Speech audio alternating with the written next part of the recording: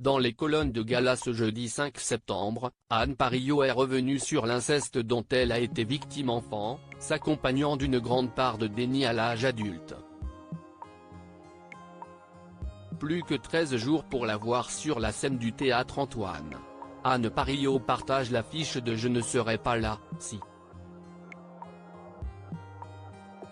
Avec Élodie Frégé, une pièce qui repose sur les témoignages de femmes inspirantes qui ont emprunté différentes voies.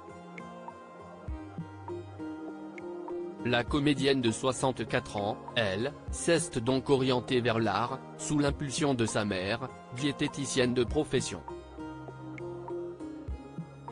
Retraçant son enfance dans les colonnes de l'édition du 5 septembre de Gala, l'ex-compagne d'Alain Delon fait d'autres confidences sur ses parents. Anne Parillot dresse un portrait peu glorieux de son père. Si son père était d'origine plutôt bourgeoise, cultivée, et intellectuelle, sa maman était d'origine très modeste, issue d'une fratrie de 13 enfants.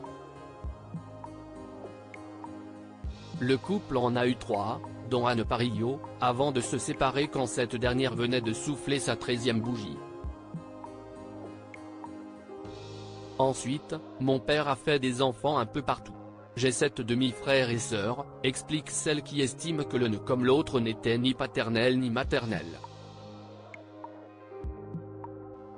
Une remarque qui renvoie à la pire image puisque l'actrice a été victime de son papa incestueux.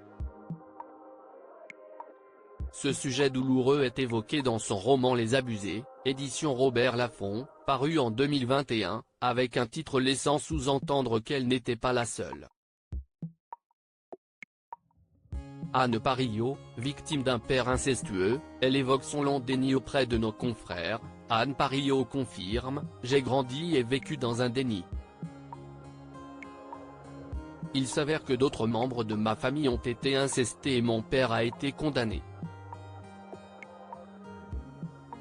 Moi, je ne sais pas ou je ne voulais pas savoir. C'est l'écriture qui m'a permis de conscientiser certaines choses. Et de réaliser qu'il y avait une voie inexplorée en moi. » Au moment de la parution de son livre, la détentrice d'un César avait précisé à Paris Match que ses sœurs et demi-sœurs ont elles aussi subi des abus sexuels et ont parlé, à sa place, pour la sauver, elle qui a développé une mémoire traumatique à la suite des malheureux événements qui se sont très certainement produits.